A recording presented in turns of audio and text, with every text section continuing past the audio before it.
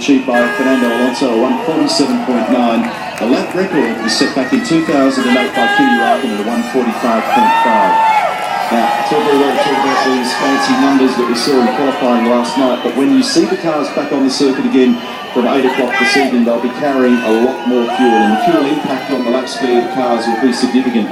7, perhaps even 8 seconds slower per lap initially, with 160 kilograms of fuel on the cars, which equates to approximately 220 litres of fuel, so an enormous fuel load in the early laps of the race.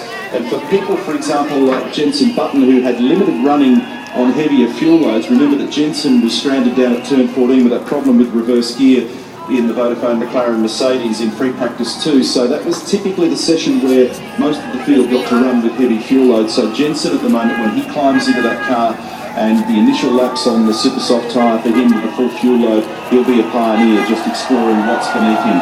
And that's the other part of the equation that we'll talk about a lot tonight. There's Jarno Trulli from Italy driving for Lotus this evening, giving a warm welcome through turn 18, and 15 laps we think is about the maximum that we're going to see on the super soft tyre. But of course this is all theory. It'll depend a lot on the temperature, the conditions, how hard everyone's pushing, and what the tyre degradation is this evening as to what we see.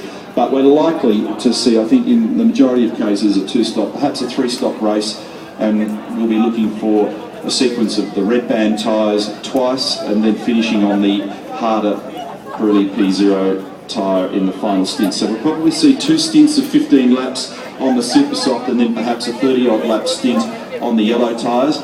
But any man's guess as to how that's going to play out in reality, and we'll try and keep you well and truly informed about how that's going to work throughout the race. No fuel stops now in the current era of Formula 1, so fueled from the start, but we only had 1 stop in 2010. We're going to see more of them this evening. A couple of other interesting points that are probably worth also raising, in case you're new to Formula 1 and you only get to join us once a year for this beautiful event here. We've got a change of tyre supplier for 2011, and Pirelli now joins the series for the first time since '91. Let's go down to trackside once again with Louise. Felipe, that's probably the slowest lap you'll do of this circuit all weekend. And what was the response from the fans like that?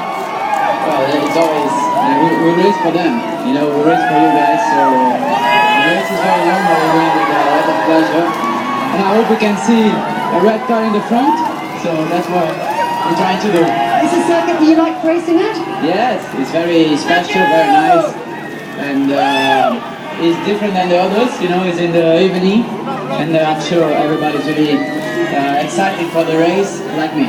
Hope it goes well for you out there. Felipe Massa speaking there with Louise Goodman. There's Jenson Button, and Jenson's going to start from position 3. He was on the front row until the dying seconds of qualifying last night when Mark Webber was able to snatch away that position 2, and he'll start on the front row. Now, I was about to have a chat about some of the changes for 2011. Unfortunately, Louise was able to grab Felipe Massa, but we've got Pirelli back in the series now for the first time since 1991, and we will have Pirelli a sole supplier this year, next year and the year after. There's still 4 different option tyres, and there are 2 of them that must be used in these Grand Prix events that we see, and we'll talk about the red and the yellow bands so far in the lead up to this Grand Prix, and we'll see both those tyres used tonight. Kerrs is back this year as well, the kinetic energy recovery system, so this gives the drivers a power boost of around 80 horsepower, 60 kilowatts, but only for 6 seconds per lap. It's not compulsory, but the majority of the field has it. Minimum weight of the cars is up this year to 640 kilograms, and there's also rules governing the weight distribution and the ballast in the cars this year as well. Adjustable rear wing, the DRS, we'll talk about that in a moment. Here's Louise. In fact, it's John now, and I'm with Nico Rosberg, and Nico, who can't get out of his car, and I can't unlock it either. I think over the top, Nico, is the only way you're going to do it. Nico Rosberg, your thoughts on that wonderful lap that you did in front of these great fans?